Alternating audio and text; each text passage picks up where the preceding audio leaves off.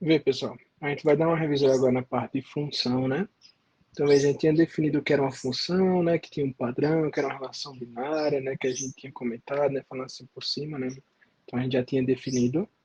E agora, a gente vai fazer uma análise a respeito das funções, né? No gráfico, beleza? Então, nossas funções, a gente pode representar de maneira gráfica, de um gráfico. E essas funções têm leis de formação, né? Então, por exemplo, quando a gente tinha dois conjuntos, né? Então você tem um conjunto 1, 2 e 3. E aí você tem, por exemplo, 2, 4 e 6. O que é que você pode pensar?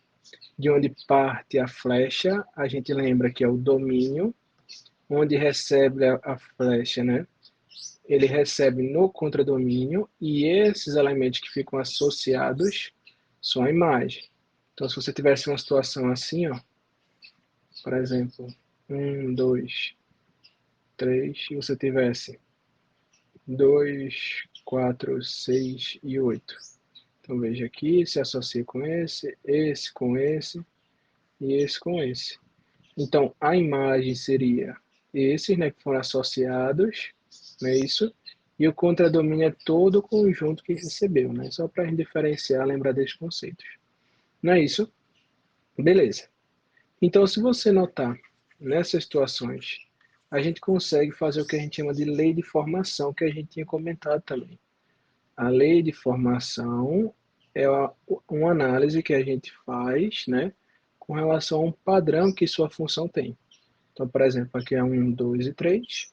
Se aqui for 2, 4 e 6, feito a gente tinha analisado, o que, que a gente vai conseguir interpretar desse evento?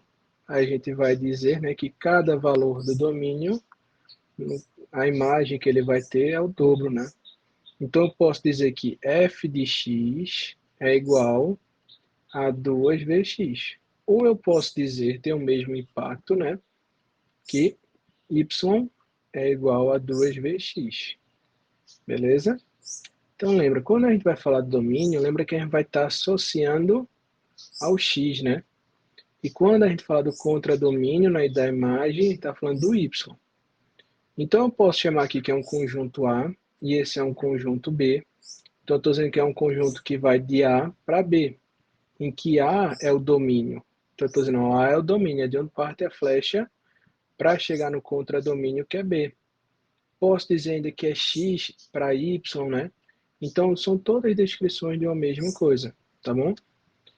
Então veja, vamos lembrar desse elemento aqui, ó. Quando eu chamo f de x, né, esse elemento que a gente diz que é igual a y, por exemplo, quando eu digo que o x vale 2, o que é que a gente faz? A gente faz que f de 2 vai valer um valor, vou dizer que é 5, só para a gente analisar aqui.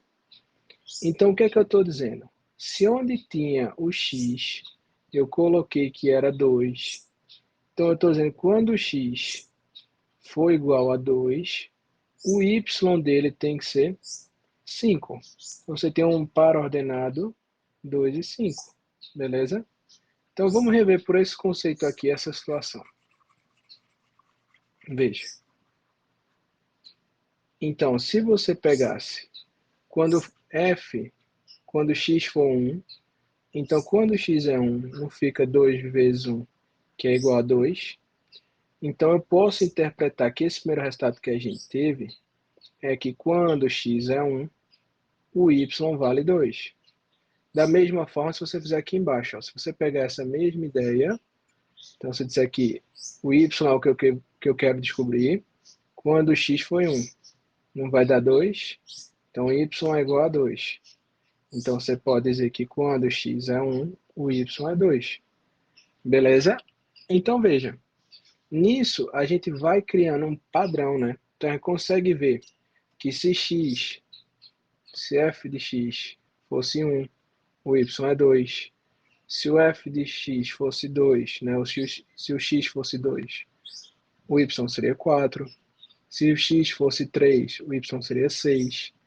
Então, qual é a ideia da gente quando a gente está fazendo um estudo do gráfico? De fazer essa análise através de um gráfico colocando esses pontos.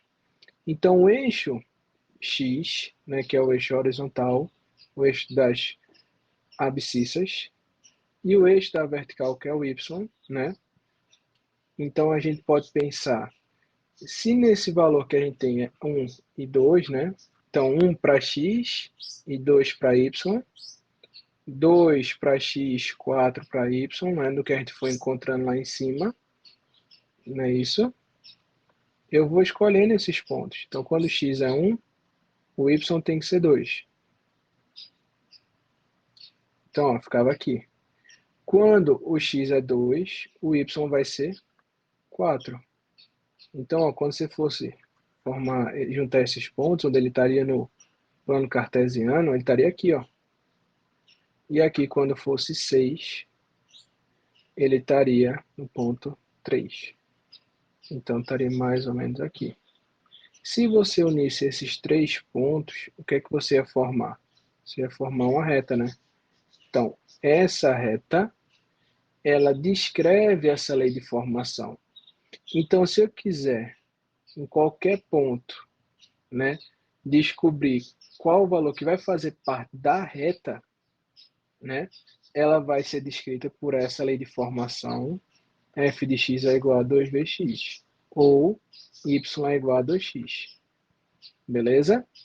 Então, essa reta, ela descreve a lei de formação, né? Então, no gráfico, o gráfico vai te entregar essa lei de formação. Beleza? Então, por exemplo, se você tivesse um valor, uma situação que fosse assim, vamos imaginar de novo pelos conjuntos, para a gente ligar do outro assunto para voltar para cá. Fosse 1, vai ser 3. 2, 3, 4, todos esses que a gente fosse encontrando, fosse 3. E aí eu vou dizer para você que isso foi uma função constante, né? F de x, ele é igual a 3, independente do que você for colocando. Então, se você colocar 1, vai ser 3. Se você colocar x sendo 2, ele vai ser 3. Se x for 3, continua sendo 3. E se x for 4, ele continua sendo 3. Então, esses pontos, aqui é o ponto 1 e 3, aqui é o ponto 2 e 3, aqui é o ponto 3 e 3, e aqui é o ponto 4 e 3. Então, fazendo de novo um plano cartesiano e descrevendo essa função, o que é que a gente vai pensar? Se x for 1, o y é 3. Então, estaria aqui, né? Se o x é 2, ele continua sendo 3. Se ele é 3, ele continua sendo 3. E se ele é 4, ele continua sendo 4. Então, quando eu ligasse esses pontos, né, quando a gente fosse juntando aqui, ó, a gente teria uma lei de formação que é descrita por, né, essa relação que a gente achou, que vai ser sempre 3. E essa reta aqui, ó, vai descrever esse comportamento. Beleza? Então, essa é a análise que a gente faz nos gráficos. É muito comum você ver, por exemplo, um gráfico que ele está assim, ó. Então, você tem uma lei de formação que vai respeitar essa curva, ó, que vai respeitar tudo isso aqui que ele fez, beleza? Então, tudo isso daqui vai ser as análises que a gente vai fazer sobre ele, sobre essa lei de formação que a gente foi encontrando, tá bom? Então, veja, a gente tem alguns elementos, né, quando a gente está falando de um gráfico de uma função. Se você tem um gráfico de uma função, você tem primeiro o domínio e a imagem, que a gente já comentou. O domínio e a imagem e o contradomínio, né? Você vai associar o domínio com x e a imagem com y, beleza? E aí, você tem alguns elementos. Vamos imaginar o seguinte, você vai ter uma situação que faz isso, certo? Então, esse é o comportamento, essa é a descrição, beleza? Esses pontos em que sua função tocou, eles têm nomes, beleza? Então, a gente vai descrever essas situações agora, beleza? Antes disso, eu só quero ver um detalhezinho que é o seguinte, deixa eu voltar aqui, que a gente entra nessa parte. Quando a gente tem uma função, a gente tem que lembrar que uma função diferencia da relação, porque eu tenho que de um elemento não pode partir duas flechas. Como é que seria isso num gráfico, né? Essa situação. Se você tivesse uma situação assim, ó, em que você vai ter o ponto em que x é 2 e aqui x é 1, por exemplo. Então, se você for ver, x nesse ponto tem um valor para y e tem outro valor para y. Isso não pode. Então, isso não define a nossa função. A gente lembra que não pode ter duas flechas, não pode acontecer. Então, para você ter se é uma função ou uma relação, você vai passar linhas verticais em todos os pontos da sua função e ele tem que tocar uma vez, certo? Como aqui ele vai tocar duas vezes, ele não é uma função, isso é uma relação. Agora, se você tivesse uma situação assim, ó, se eu fosse traçando linhas verticais nessa linha que é a lei de formação dela, em nenhum momento essa linha que a gente traçou, essa reta, tocaria em dois pontos. Então, isso é a característica de uma função, beleza? Então, lembra disso, esse teste da vertical, a gente comentou que vai ter uma questão nesse modelo na prova, né? Beleza? Aí, veja, vamos dizer que você tinha feito a situação que eu estava descrevendo aqui, beleza? Vamos ver que é isso aqui. Você tem elementos que nesse... Deixa eu fazer assim para facilitar a minha vida quando eu for explicar. Deixa eu fazer assim. Eu vou fazer assim para facilitar a minha vida. Deixa eu fazer, na verdade, deixa eu fazer assim.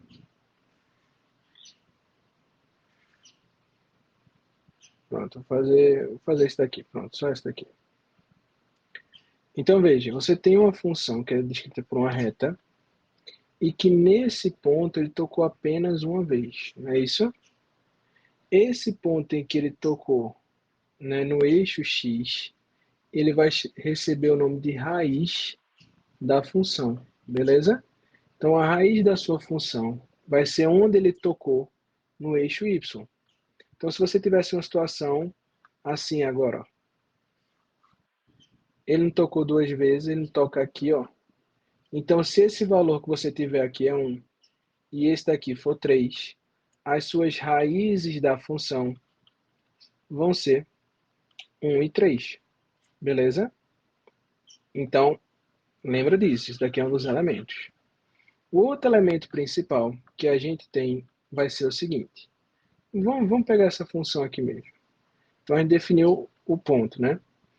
Quando a gente está falando, né, vamos dizer aqui que você tem essa função vem só até aqui mesmo, certo? Vai vir só até esse ponto, que esse ponto vai ser o ponto, sei lá, aqui é 10 e aqui ele vai ser menos 5, tá bom? Então, se você tem uma função, ela pode ter valores máximos ou mínimos. Quando eu falar de valor máximo e valor mínimo, você vai pensar os valores que tem para o eixo y, certo? Então, a sua imagem, qual é o valor máximo que ela vai ter? Veja, o maior valor que você tem nesse comportamento que a gente analisou até aqui só, o máximo que ele chega não é em 10. Então, nesse comportamento que ele faz, o máximo que ele chegou para o y, para a altura dele, né, seria 10. Então, o valor máximo vai ser 10. E o valor mínimo? É o mínimo que ele chegou. Ó. Ele chegou aqui no mínimo. Então, o valor mínimo é de menos 5. Beleza? Então, essas são análises que a gente faz a respeito dos nossos elementos da função. Essas são as relações do gráfico, né? Só para complementar, vamos já adiantar aqui para falar uma parte de função crescente ou decrescente, né? Veja, uma função crescente é aquela que quando você vai aumentando os valores de x, o y aumenta junto. Então, por exemplo, uma função que está assim, ela aumenta com o passar do tempo, beleza? Então, isso seria uma função crescente, beleza? Agora, se você tem uma função que ela diminui com o passar do tempo, então se ela tivesse assim, ó, é o que a gente chama de uma função decrescente. Nota que, tipo, aqui é 10. Aí aqui, vamos dizer agora que é 8, depois 6. Então, ó, aqui é o 8, aqui é 6. Então, com o passar do tempo, o que é que está acontecendo? Quando a gente vai aumentando os valores de x, está passando o tempo aqui, né? Ele não está diminuindo, foi de 10 para 8 para 6, beleza? Então, isso é característica de uma função crescente. E outra situação que é a que a gente vai completar para a identificação dessa parte de função é quando você tem uma função que ela não muda com o passar do tempo. Aí a gente vai dizer que ela é constante, beleza? Então, se ela não muda com o passar do tempo, né, com a mudança dos valores de x, o y continua a mesma coisa, aí ela é uma função crescente. Então, quando a gente diz crescente ou decrescente, é com relação aos seus valores de y, se com o passar do tempo, se eles estão aumentando ou diminuindo, beleza?